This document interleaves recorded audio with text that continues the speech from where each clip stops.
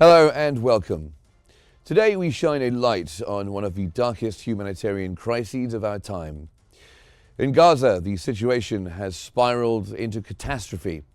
After a brief and fragile ceasefire, Israeli military operations have resumed with brutal intensity. Aid is now completely blocked. Hospitals are overwhelmed. Entire families have been displaced again. And most tragically, children are dying from hunger, trauma, and the absence of basic care. The United Nations now warns that Gaza faces a humanitarian collapse and the world must act. I'm Mark Summers, and let's get in focus.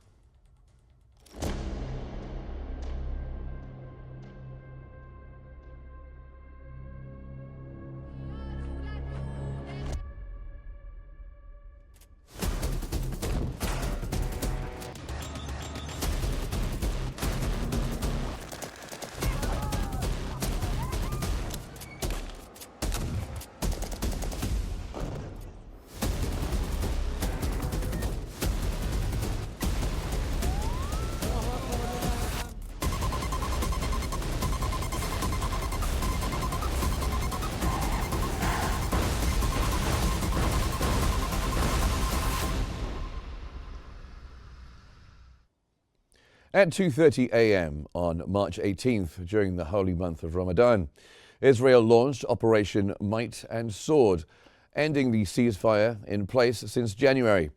In just days, hundreds of Palestinians were killed, including women and children. Whole neighborhoods were reduced to rubble, from Rafah to Qnews to Deir al-Balah. But beyond the bombs, another silent weapon is being used: the denial of humanitarian access. For over 3 weeks, no aid has entered Gaza. Not food, not medicine, not fuel.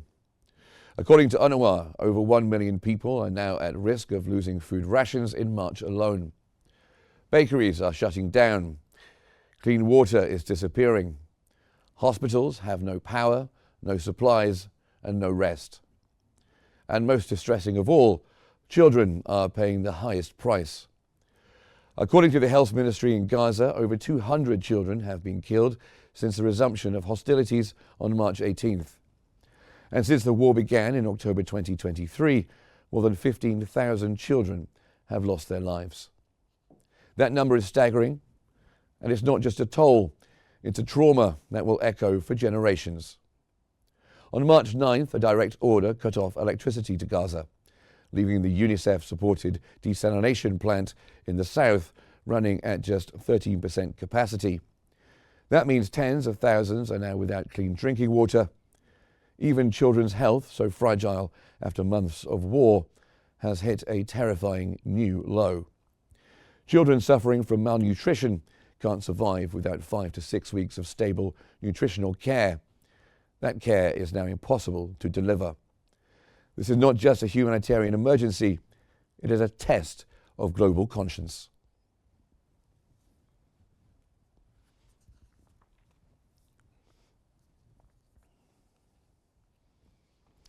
Now joining us is Tess Ingram, the Middle East and North Africa Communications Manager at UNICEF, one of the very few organizations still fighting to deliver aid under these impossible conditions. Thanks for being here on the program with us. Now, we've all seen the numbers, the statistics, the satellite images, but from your vantage point at UNICEF, what are you seeing on the ground in Gaza today? Unfortunately, we're seeing a return to the death, destruction, and displacement that has befallen the Gaza Strip for the last more than 15 months now. And children are the ones that are bearing the cost of that. I was in Gaza myself just a few weeks ago, and while that was a period of ceasefire, there was still tremendous suffering among children who were unable to get adequate shelter, who were freezing in the winter conditions, children without access to nutrition supplies, without access to clean water. It really was a desperate situation. Of course, since then, we've gone back to a situation where the bombardments are now threatening children's lives once again, and we've had the largest death toll in a single day in the Gaza Strip there last week, and that should shock the world into action. And yet, here we are, seeing these bombardments continue day after day, with it a growing list of children who are being killed injured and buried under the rubble. And what can you tell us about the condition of the children who are alive there, the physical condition, their emotional condition at the moment? I'm going to give you some numbers, and I think it's important to remember that every single one of these numbers is a child, but the scale here is what we have to remember, right? We're talking about 20,000 children who have been separated from their parents. That might mean they're orphaned, that might mean they're lost and unaccompanied in the Gaza Strip. 60,000 children are estimated to need a treatment for acute malnutrition this year. Every single child, all 1 million children in the Gaza Strip, need mental health and psychosocial support. We know that thousands of children are suffering from diseases, particularly skin diseases like scabies. So the impact on a child's life is coming at them from all angles. If they manage to survive the bombardments, they're still faced with the deprivation and the suffering caused by this ongoing aid blockade. We managed to reverse some of that during the ceasefire, but now with aid stopped for more than 3 weeks, we're seeing these conditions re-emerge. More children getting sick, more children at risk of malnutrition, more children without the shelter that they need to stay warm and safe in the evenings. So it really is an impact right across the life spectrum of a child. Now, the Gaza Health Ministry says over 200 children have been killed since March 18th and more than 15,000 since the war began in October 2023. How do we begin to process this kind of scale of loss? How do you deal with that kind of loss at UNICEF? And how should we all be dealing with that? It should infuriate us. It should compel us to act in whatever way we can as individuals, but also as a collective international community to stop the killing of children. Now, the killing of one child is too much, let alone more than 15,000 children reportedly killed since the beginning of this conflict. If, for example, I wanted to give condolences to the families of these children, one a day, it would take me more than 40 years to give those condolences. That is the scale of the child death that we're talking about in the Gaza Strip. And as we just mentioned, the impact is not just limited to the children who have been killed, but also the children with life-altering injuries, the children who received amputations, some without anesthetic, who require ongoing care, children who are now severely traumatized by what they have experienced. I've met children in the Gaza Strip who don't speak anymore, who have been orphaned, who have lost their parents, who are suicidal. All of these facts together, the number of children killed and the children who continue to live in this horrendous situation, that should compel us all to action. But unfortunately, we are still seeing this situation continue. Not enough is being done to stop it. When you mention things like the child who doesn't speak anymore, who wants to take his own life, or children being operated on and having limbs removed without anesthetic, I think anybody with a right mind listening and watching right now would want to do something about that. The international community talks often about access and coordination. But at this point, what's actually getting into Gaza? Is anything moving at all?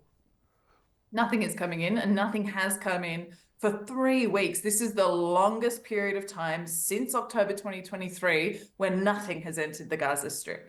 And that's a big problem. It's a big problem, one, because we have life-saving supplies just sitting a few kilometers on the other side of the crossing. We've got vaccines for children. We've got ventilators for hospitals that are trying to keep premature babies alive. Many, many trucks of life-saving supplies sitting just outside. Now, without those supplies coming in, the suffering of children increases.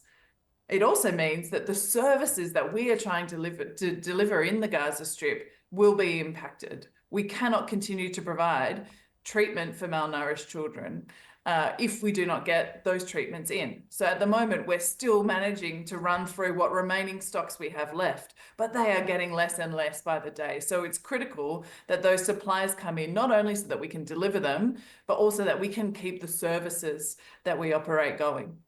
And UNICEF has made major gains during the ceasefire. Vaccinations, clean water, schools managing to reopen in whatever form that they can. How much of that progress has now been reversed since the resumption of Israel's attacks on Gaza? A great deal of it. And it's really upsetting as a humanitarian community to be given this opportunity, a precious one, to try and do as much as we can for children. And in those 8 weeks, we really did, as you say, we were vaccinating kids, we were repairing water systems, we were bringing children back to learning, we were providing much needed mental health support. Now we are seeing the situation really be unwound again, really seeing impacts on some of those water points that we had repaired. For example, our desalination plant has again lost power. That was operating close to full capacity, and now it's down to about 13% capacity. So again, thousands more people without access to water. So a lot of the progress that we made is now being undone. Let's talk about that southern Gaza desalination plant, which you guys are supporting. With that electricity cut off, how are families rather surviving without clean water? How are they surviving? How have they survived for all of this time without clean water? There's a couple of things that happen. One, we step in with water trucks, and that's what we're doing at the moment as best we can to increase water trucking so that when the systems break down, we're there with trucks. And when I was in Gaza, you see this, water trucks with long, long, long lines of people, quite often children, standing there waiting for their turn to fill their bucket or their jerry can. Now, this is not an adequate way to live, particularly for families big families that only come back with one bucket a day. But it is at least something. It is at least safe water. Now, if families can't get that because we're unable to continue the trucking or we cannot reach the areas where these families are, then many families are having to resort to unsafe water. And what that does is it risks disease. And we're seeing that in the Gaza Strip. We see disease from unsafe water, from unsanitary conditions.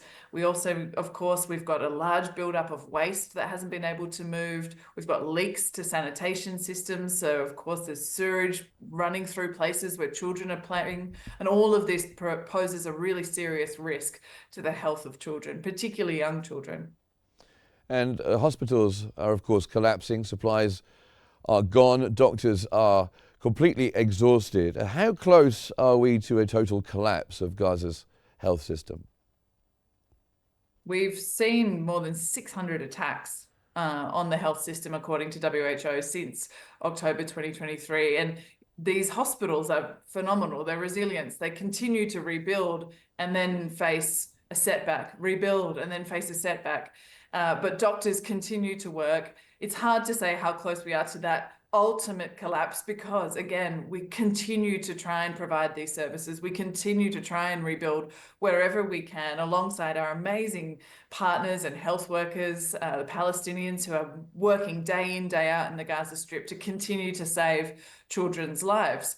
But we're talking about only a handful of operating hospitals, and some of those are only operating partially. They're only partially functional. So the services are nowhere near what is needed. And we see that when we have a day like the 18th of March, where hundreds of people were killed, the hospitals just don't have the capacity to treat all of those severely injured patients.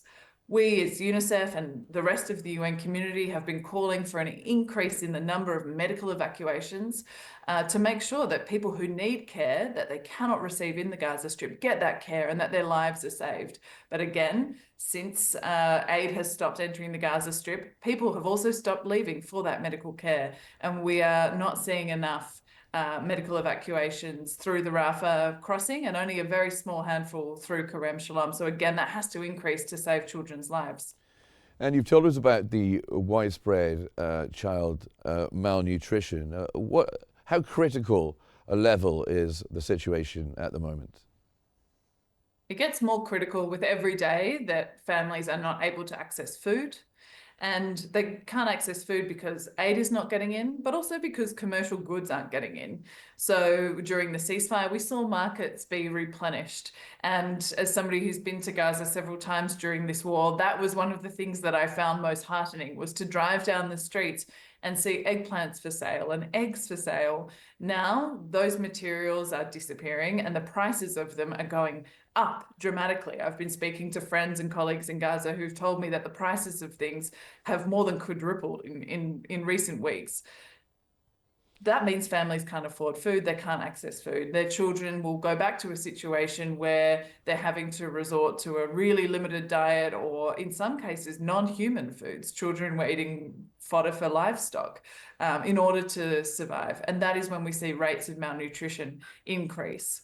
The flip of that is, to treat that malnutrition, we need specific treatments. A malnourished child can't just go back to eating food. So not only do the children need food, they also need malnutrition treatments, and those are sitting on the other side of the crossing into Gaza. And the physical effects on children is bad enough. And then we have the psychological trauma. You told us that story of that one young boy who didn't want to live anymore and didn't speak anymore. UNICEF's called Gaza's children a generation living in fear. Can this kind of trauma be reversed over time? It's a really good question. And I honestly I think that we don't talk about this enough. We don't talk about the scars that we can't see. And when you talk to children in Gaza, it becomes very clear that very small children have experienced horrors that no person should experience in their lifetime, let alone before the age of 5.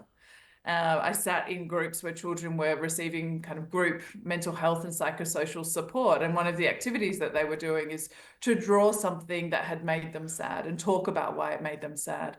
And these children were talking about horrific things. They need concerted mental health support now. Now, the question of whether this is going to last with them for the rest of their lives, we don't know yet, because it's still going. We don't know how much compound trauma will continue to add to the very long list of trauma that these children have already experienced. Every day that more trauma is added, the risk increases that this will have lifelong impacts, but we just don't yet know until the fighting stops and the child can feel safe enough to begin to process what they went through. Now, UNRWA and other UN agencies have faced repeated attacks. 280 humanitarian staff killed since the war began, the highest in UN history. Can you give us a sense of the risks that humanitarian workers are facing on the ground, and how such loss does it affect the morale, the operations of agencies like UNICEF? Of course it does. We're talking about brave colleagues who are trying every day to continue to save the lives of Palestinians in the Gaza Strip, but that it means putting their own lives at risk. And every time we lose a colleague, that has an impact on the humanitarian community. This week alone, 8 colleagues have been killed. Now, we shouldn't be seeing that. We have systems in place all over the world that exist to help parties to the conflict meet their obligations under international humanitarian law to keep us safe. We coordinate with them, we let them know where we're going, when we're going, who will be going, so that they can make sure that we are not harmed. And yet we have seen hundreds and hundreds of humanitarian workers killed in the Gaza Strip. And why is that? Why is that? Why is this happening when we all know it shouldn't be happening? Because that system, we call it deconfliction, because that system is not being respected.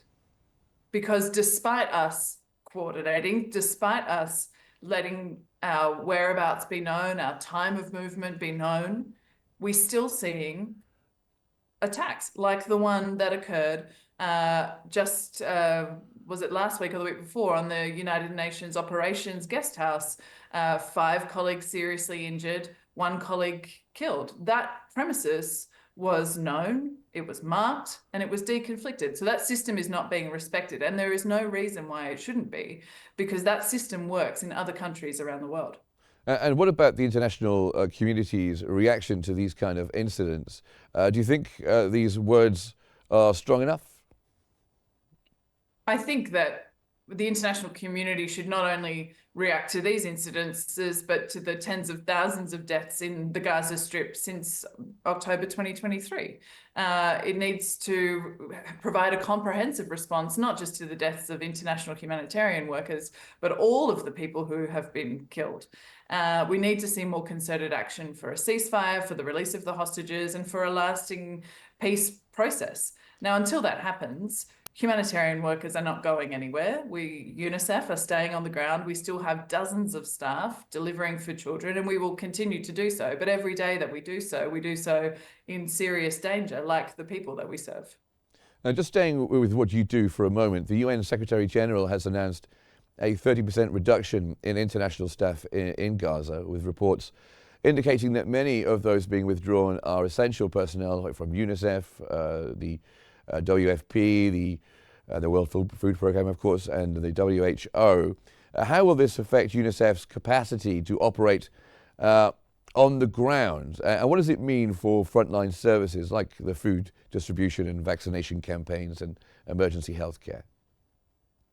So I can't speak to other agencies, but what I can say for UNICEF is that we have staff that rotate in and out of the Gaza Strip on a regular basis, like we do around the world. International staff come in for a mission, do their important work, and then rotate out. What we're going to do is maintain a consistent presence of dozens of staff on the ground, both national and international staff, to ensure that our services can continue. We've got health experts, nutrition experts, water engineers there on the ground continuing to provide services.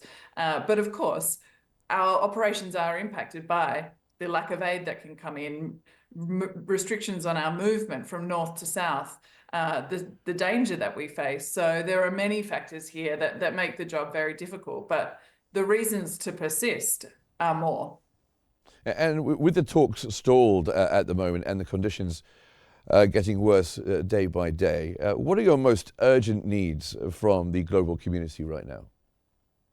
We need to see all states, particularly those with influence, continue to use whatever leverage they have to increase the pressure for a ceasefire. That remains the #1 priority. And I know that after so many months of all of us saying we need a ceasefire now, that is beginning to sound tired, but it is not a tired ask. It remains the most important ask. And we saw the benefits of that short but powerful ceasefire there in January. So we need to go back to that sort of environment where a ceasefire can be reinstated, hostages can be released, children can sleep safely at night, and ultimately hope that can get us to a lasting peace. That remains the priority.